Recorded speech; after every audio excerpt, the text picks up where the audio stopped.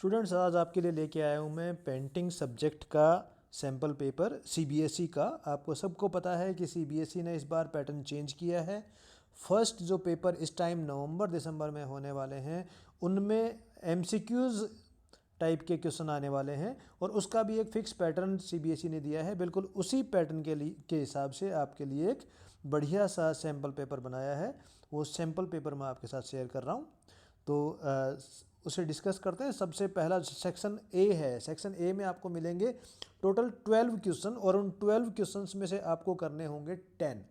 इसी टाइप से section B है, उसमें भी आपको 12 क्वेश्चंस मिलने वाले हैं और उन 12 क्वेश्चंस में से आपको कोई भी 10 क्वेश्चंस करने हैं। और इसी तरह से सेक्शन सी जो है उसमें आपको 6 क्वेश्चन मिलने वाले हैं जिनमें से आपको एनी 5 क्वेश्चंस करने हैं। तो फर्स्ट सेक्शन जो है उसमें पहला क्वेश्चन हम देखें। पहला क्वेश्चन है हमारा, main school of Kangra painting school is. तो कांगड़ा स्कूल पेंटिंग सब जानते हैं कि पहाड़ी स्कूल जो है वो कांगड़ा स्कूल है। तो कांगड़ा स्कूल की जो मेन स्कूल है वो उसमें यहाँ 4 ऑप्शन दिए हुए हैं, अर्की, टेहरी गढ़वाल, मंडी और चंबा। इनमें से अर्की, टेहरी गढ़वाल और मंडी जो हैं वो इसके मेन स्कूल नहीं है। यहाँ मेन स्कूल पूछा गया है तो मेन स्कूल आपका है चंबा। तो यहाँ हमारा ऑप्शन करेक्ट ऑप्शन आएगा बी, चंबा। क्वेश्चन नंबर 2 आप देखिए। क्वेश्चन नंबर 2 दिया हुआ है, हु रोट तुझे के बाबरी, कि तुझे के बाबरी बुक किसने लिखी है। तो ऑप्शन है हमारे पास जहीरुद्दीन मोहम्मद बाबर, अमीर खुसरो, अब्दुल रहीम खान खाना, मीर सैयद अली। तो इन ऑप्शंस को अगर हमें अगर ये भी पता नहीं हो कि ये बुक किसने लिखी है तो अभी हम इस क्वेश्चन को इजीली कर सकते हैं, क्योंकि अमीर खुसरो जो है वो बाबर से करीब 300 साल पहले हो चुके हैं और अब्दुल रहीम खान खाना अकबर के टाइम में हुए हैं और मीर सैयद अली पेंटर हैं, वो राइटर नहीं है। राइटर यहाँ पर एक ही हैं, जहीरुद्दीन मोहम्मद बाबर। और जहीरुद्दीन मोहम्मद बाबर ने अपनी आत्मकथा लिखी थी, ऑटोबायोग्राफी की लिखी थी, जिसका एक नाम बताया जाता है बाबरनामा और उसी बुक का दूसरा नाम है तुजुक के बाबरी। तो यहाँ correct option A, Zahiruddin Mohammad Babur. Question number 3 आप देखिए, which theme is repeated in Pahari style. पहाड़ी स्टाइल में कौन सी थीम रिपीट हुई है। यहाँ पर 4 दिए हुए हैं, बाली कांड, लंका कांड, सुंदर कांड और विरह कांड। अगर हम यहाँ अगर हमें थोड़ा सा रामायण का ज्ञान हो तो भी हम इजीली इसको कर सकते हैं कि देखिए बाली कांड रामायण में है, लंका कांड नहीं है, विरह कांड नहीं है। तो सुंदरकांड और बालीकांड है, जिसमें सबसे ज़्यादा जो पहाड़ी स्टाइल में यूज किए गए हैं वो सुंदरकांड को यूज किया गया है। तो हमारा बी ऑप्शन यहाँ करेक्ट आएगा। फोर्थ है, who made the first painting according to Indian ideology. Indian ideology के अकॉर्डिंग सबसे पहली पेंटिंग किसने बनाई थी। तो सबसे पहली पेंटिंग भगवान विष्णु ने बनाई थी। तो यहाँ ऑप्शन आएगा सी, करेक्ट आंसर सी होगा यहाँ पर। तो नेक्स्ट क्वेश्चन हम देखें, क्वेश्चन नंबर 5। तो क्वेश्चन नंबर 5 कहता है कि Kalpasutra is illustrated bye. Kalpasutra किस आर्टिस्ट, कहाँ के आर्टिस्ट के द्वारा इलस्ट्रेट किया गया। ऑप्शंस है राजस्थानी आर्टिस्ट, पहाड़ी आर्टिस्ट, वेस्टर्न इंडियन आर्टिस्ट और दक्कन आर्टिस्ट। कल्पसूत्र अगर आप लोगों को ध्यान हो तो जैन धर्म से रिलेटेड है और जैन धर्म सबसे ज़्यादा पैटर्नाइज किया गया था राजस्थान में, तो इसलिए इसका ऑप्शन आता है Rajasthani school. Fourth, which book is not written during the reign of Jalaluddin Mohammad Akbar. कौन सी बुक है जो जलालुद्दीन मोहम्मद अकबर के टाइम में नहीं लिखी गई है। तो यहाँ आप देखें हमारे पास जो बुक्स दी हुई हैं, पहली दी हुई है गुलिस्तान सादी। ये पब्लिश हुई थी 1567 में, उस टाइम पर अकबर राजा थे। दूसरी बुक है अनवार सहलवी जो कि 1570 में पब्लिश हुई है, उस टाइम भी अकबर राजा थे। और इसी तरह से तारीख अल्फ़ी अगर हम देखें तो ये भी 1596 में पब्लिश हुई है, तो उस टाइम भी अकबर ही राजा थे। तो यहाँ पर एक बुक तहकीक हिंद ऐसी बुक है जो कि अकबर के टाइम में पब्लिश नहीं हुई है। ये पब्लिश हुई थी 1012 के अंदर, जब अल बरूनी इंडिया आए थे। तो यहाँ इंडिया आने का पूरा जो उन्होंने अकाउंट लिखा था वो इस तहकीक हिंद के अंदर लिखा गया है। तो ये वाली बुक अकबर के टाइम पर नहीं लिखी गई है।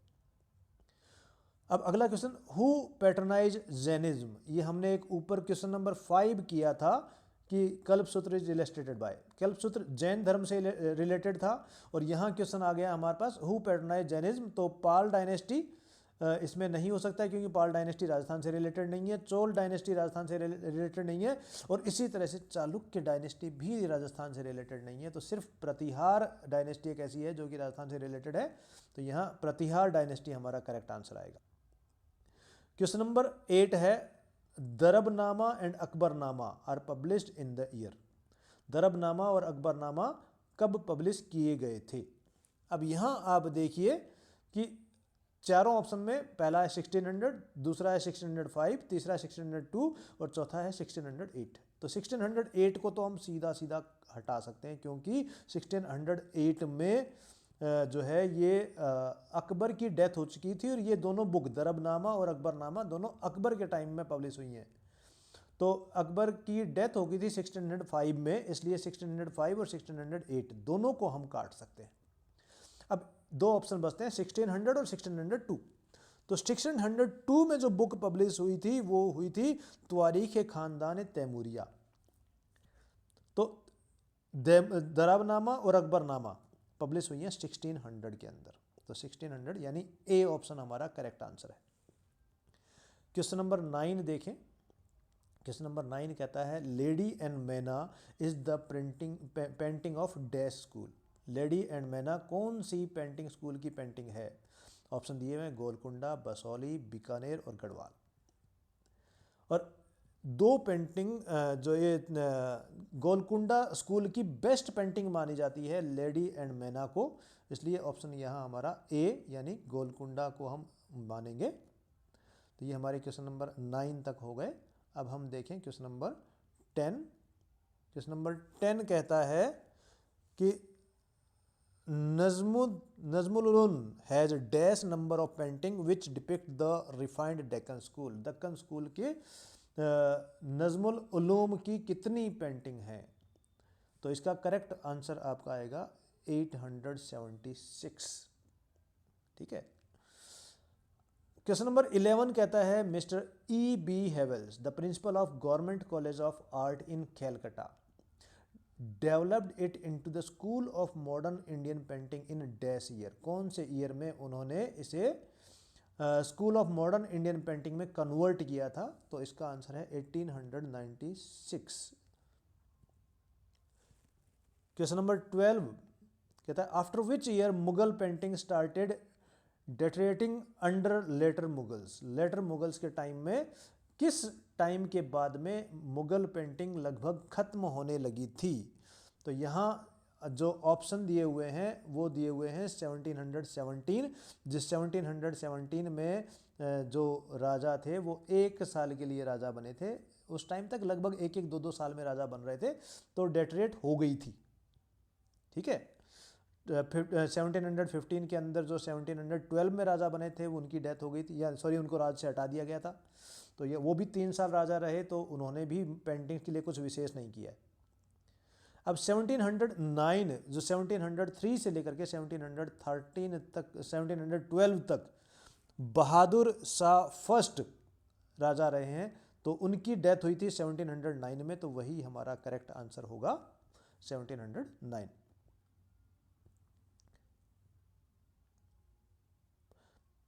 पार्ट 2 देखिए। पार्ट 2 का जो पहला क्वेश्चन है वो है find the wrong statement. Wrong statement देखना है about Mughal school, Mughal school के बारे में रॉन्ग स्टेटमेंट। यहाँ पहला स्टेटमेंट है text illustration and serialization of theme has been given up. लिखने का जो काम है, पहले इसे किताबत कहा जाता है, जो पेंटिंग के चारों तरफ लिखा जाता था वो धीरे धीरे कम होने लगा, और उसी के साथ जो थीम के ऊपर वर्क है वो भी कम होने लग गया। तो ये पहला वाला ऑप्शन जो है वो करेक्ट है। Colours were made with conch, ivory, colourful pebbles and indigo. ये बिल्कुल ठीक है कि उस टाइम पर ये नेचुरल कलर्स यूज किए जाते थे पेंटिंग के लिए। और थर्ड है Mughal painting were generally painted in romances. ये वाली कम हजम होती है क्योंकि मुगल पेंटिंग्स रोमांस में बहुत कम पेंट किए गए हैं। जो नाम यहाँ दिए हैं बस वही मुगल पेंटिंग में रोमांच के तौर पर मानी जाती है। बाज बहादुर, रूपमनी, दारा शिको, राना दिल, लैला मजनू। और कोई रोमांटिक पोएम मतलब पेंटिंग नहीं की गई है, इसलिए ये ऑप्शन हमारा रॉन्ग माना जाएगा। तो सी स्टेटमेंट हमारा आएगा। अब देखिए हम क्वेश्चन नंबर 14। क्वेश्चन नंबर 14 देखिए। क्वेश्चन नंबर 14 कहता है find the feature of Rajasthani school. Rajasthani school के फीचर्स।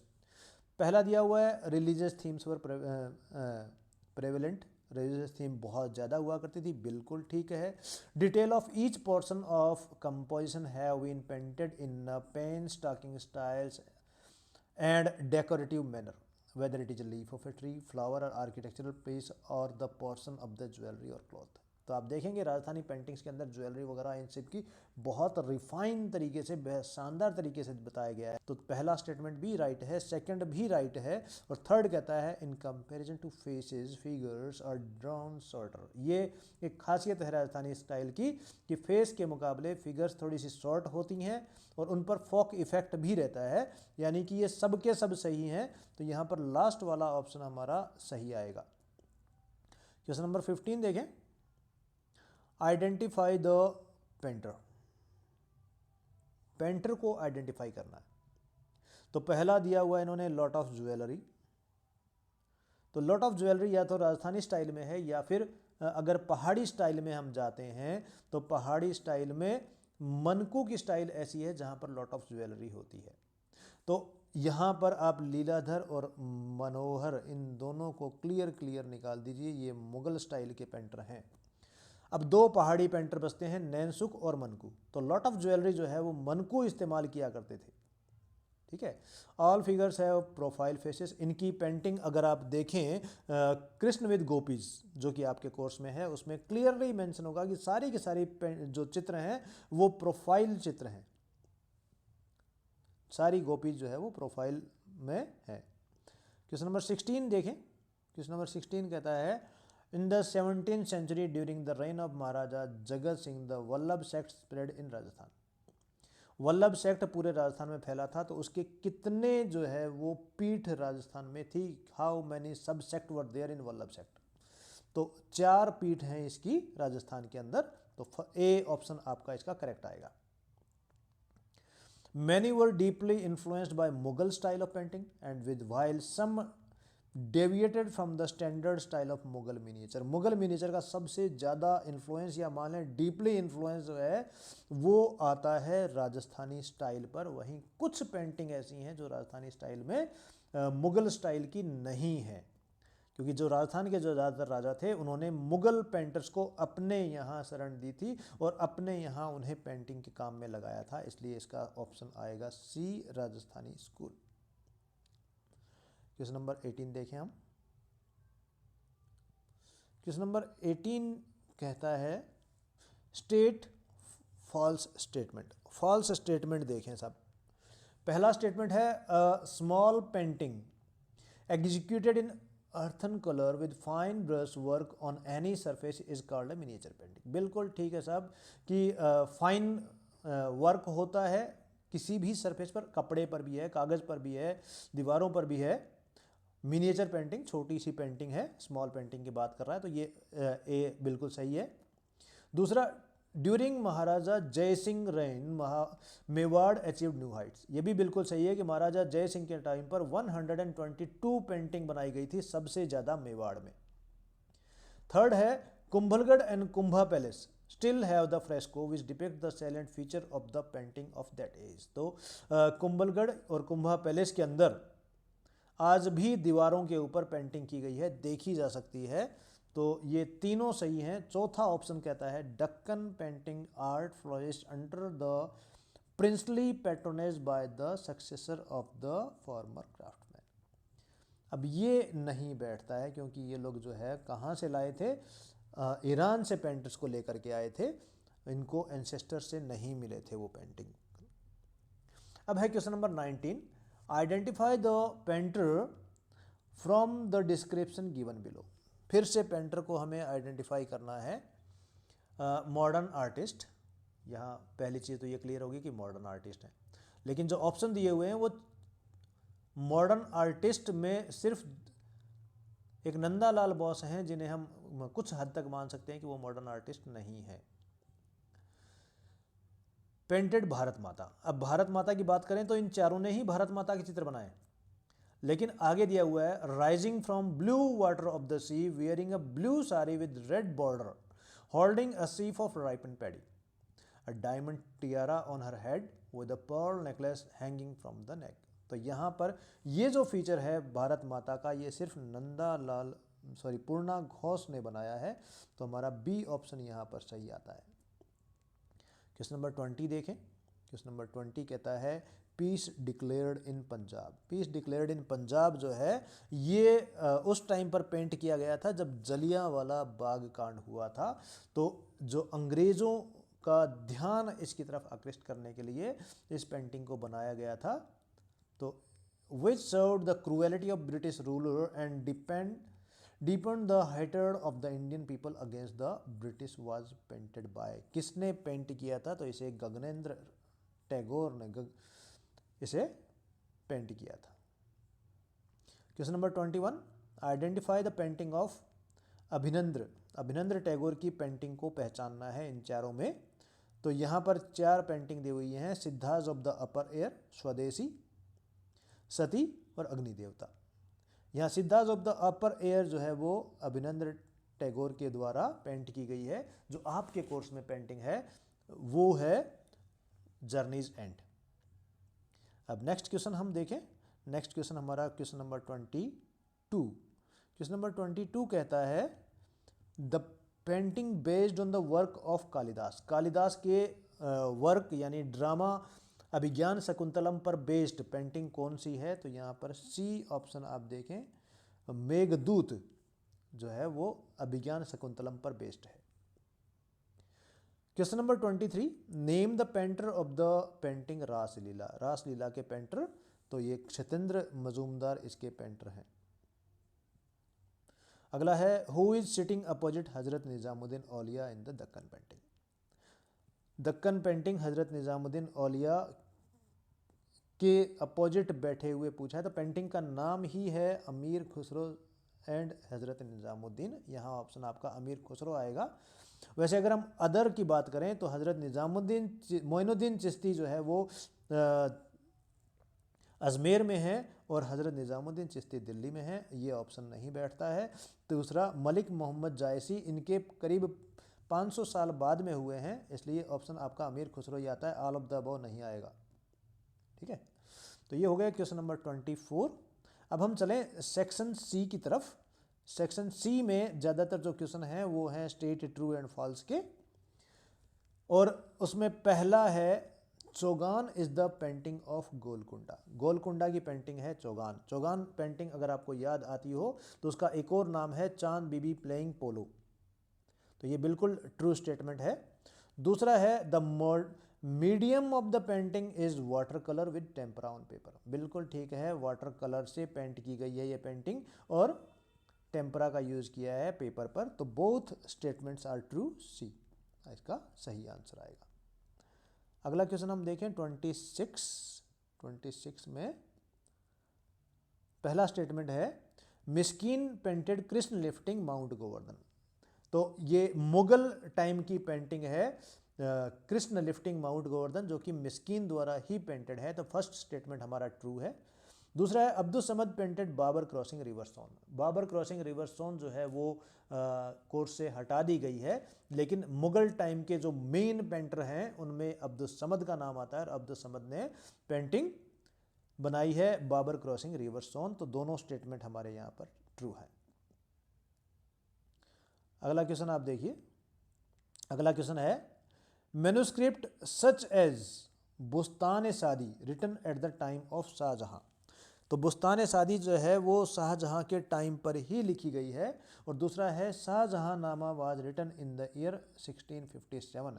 तो ये दोनों स्टेटमेंट सही नहीं हो सकते, क्योंकि 1605 के अंदर 1657 में जो है वो शाहजहां ही राजा थे, इसलिए दोनों स्टेटमेंट आपके सही हो जाएंगे। इसमें सी और डी, सी जो है आपका बिल्कुल करेक्ट आंसर है। अब क्वेश्चन नंबर 28 आप देखिए, पहला है Nand Yashoda and Krishna with kinsmen going to Vrindavan is the unique painting of Kangra school. Kangra school की ही पेंटिंग है Nand Yashoda and Krishna with kinsmen going to Vrindavan. और अगला है नैनसुख पेंटेड, और ये पेंटिंग नैनसुख की है, इसलिए सेकंड स्टेटमेंट भी ट्रू है, तो आपके दोनों स्टेटमेंट आपके ट्रू होते हैं। तो ये आपका सी ऑप्शन इस क्वेश्चन में भी सही है। क्वेश्चन नंबर 29 देखें अब हम। 29 क्वेश्चन कहता है कि the passion for detail is very clear in पहाड़ी स्कूल। पहाड़ी स्कूल की जो खास तौर पर मनकू की और नैनसुख की पेंटिंग आप देखेंगे तो उनमें डिटेल बहुत ज़्यादा मिलेगी। तो पहला स्टेटमेंट हमारा बिल्कुल सही है, तो पहला स्टेटमेंट यहाँ सही हो गया। The popularity of vernacular literature with the emergence of भक्ति मूवमेंट, जो धर्म से रिलेटेड जो पेंटिंग है वो बहुत ज़्यादा हैं, तो ये भी बिल्कुल सही है, दोनों स्टेटमेंट सही है, तो आपका सी ऑप्शन यहाँ आएगा। अब नीचे देखें क्वेश्चन नंबर 30 में कहता है मैच द फॉलोइंग, मैच करना है। तो मैच करने के लिए आप देखिए, पहला है मनकू। मनकू की पेंटिंग की डिस्कशन हम कर चुके कि मनकू ने पेंटिंग बनाई है कृष्ण विद गोपीज, सीधा साधा मैच हो गया। अब दूसरा है सावंत सिंह। सावंत सिंह जो है वो किशनगढ़ के राजा थे, जिनके यहाँ पर निहाल चंद ने पेंटिंग बनाई थी बनी ठनी, या जिसका दूसरा नाम है राधा। तो ये सावंत सिंह जो राजा थे वो राइटर भी थे, और राइटिंग का काम वो नागरी दास के नाम से किया करते थे, तो ये इससे मैच हो जाएगा। अब है हमारे पास दो ऑप्शन, मीर सैयद अली। मीर सैयद अली जो है वो पेंटर थे जिन्हें कि बाबर लेके आए थे। और चौथा है Bharat meet Ram at Chitrakoot. Bharat meet Ram at Chitrakoot painting है जयपुर स्कूल की, और इस पेंटिंग के अंदर 49 ह्यूमन फिगर्स हैं, ये बिल्कुल इससे मैच हो रहा है। तो यानी कि A3 और B4, C2D1 ये मैच होता है हमारे इस C के अंदर। तो ये आपका पेपर था, मेरे ख्याल से आपको काफ़ी कुछ समझ में आया होगा, और आपको पैटर्न भी समझ में आया होगा, और आगे आपको एग्ज़ाम की तैयारी में हेल्प मिलेगी। जल्दी ही हम एक और पेपर लेकर के आएंगे। Thank you student, thank you very much. Channel को सब्सक्राइब ज़रूर कीजिएगा।